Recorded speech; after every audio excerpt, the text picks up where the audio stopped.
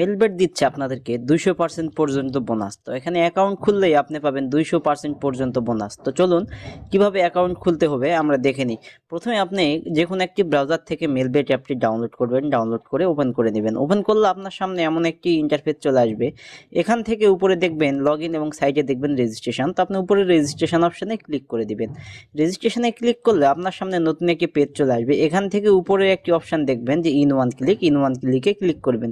In one ক্লিকে click করলে আপনার সামনে এমন একটি পেজ আসবে। এখান থেকে দেখবেন বাংলাদেশ টাকা প্রোমো কোড স্পোর্টস। প্রোমো কোডের জায়গায় আমাদের অফিসিয়াল প্রোমো কোড DCT5, আবারও বলতেছি DCT5, এই প্রোমো কোডটি লিখে দিবেন। এই প্রোমো কোডটি ব্যবহার করলে আপনি বিশেষ দিনে বোনাস পাবেন। এমনকি এই প্রোমো কোড ব্যবহারের মাধ্যমে আপনি ইনস্ট্যান্ট 25 থেকে 50,000 টাকা পর্যন্ত বোনাস পেতে পারেন।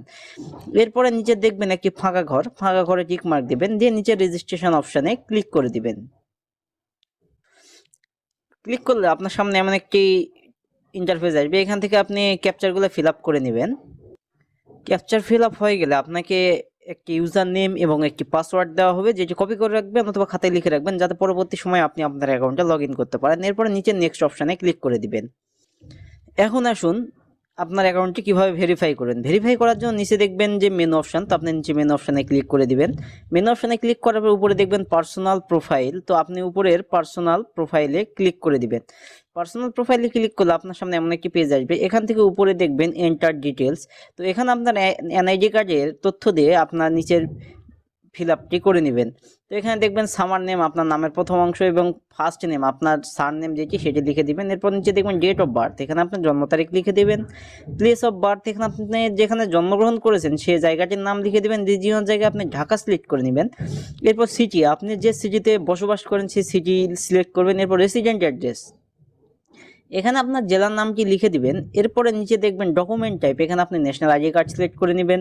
এরপর নিচে দেখবেন ডকুমেন্ট নাম্বার, এখানে আপনার ID কার্ডের নাম্বারটি লিখে দিবেন। এরপর নিচে দেখবেন ডেট অফ ইস্যু, এখানে আপনার ন্যাশনাল ID কার্ডের পিছনের যে ডেট অফ ইস্যুটি সেটি লিখে দিবেন। এরপর নিচে দেখবেন ইস্যু বাই, এখানে আপনি বাংলাদেশ গভর্নমেন্ট অথবা BG গভর্নমেন্ট লিখে দিবেন। এরপরে লেখা হয়ে গেলে নিচে সেভ অপশানে ক্লিক করে দিবেন। ক্লিক করে দিলে আপনাকে এমন একটি পেজে নিয়ে আসবে। এখান থেকে আপনার অ্যাকাউন্টে ফোন নাম্বার দিয়ে ভেরিফাই করতে হবে। এর জন্য উপরে দেখুন ফোন নাম্বার এবং সাইডে দেখুন লিঙ্ক, তো আপনি লিঙ্কে ক্লিক করবেন। লিঙ্কে ক্লিক করলে এমন একটি পেজে নিয়ে আসবে। আপনার যে ফোন নাম্বারটি আছে সেটির শূন্য ছাড়া বাকি 10টি সংখ্যা এখানে লিখে দিবেন। লেখা দেওয়া হয়ে গেলে নিচে দেখবেন লিঙ্কে ক্লিক করবেন। লিঙ্কে ক্লিক করলে ওই নাম্বারে একটি কোড যাবে, সেই কোডটি এখানে বসিয়ে আপনার অ্যাকাউন্টটি ভেরিফাই করে নেবেন। ভেরিফাই হলে আপনাকে এমন একটি পেজে নিয়ে আসবে। এখান থেকে ফোনের ব্যাক বাটনে ক্লিক করবেন। এখন আসি মূল কথায়, আপনাকে বোনাস পেতে হলে অথবা টাকা ইনকাম করতে হলে অবশ্যই ডিপোজিট করতে হবে।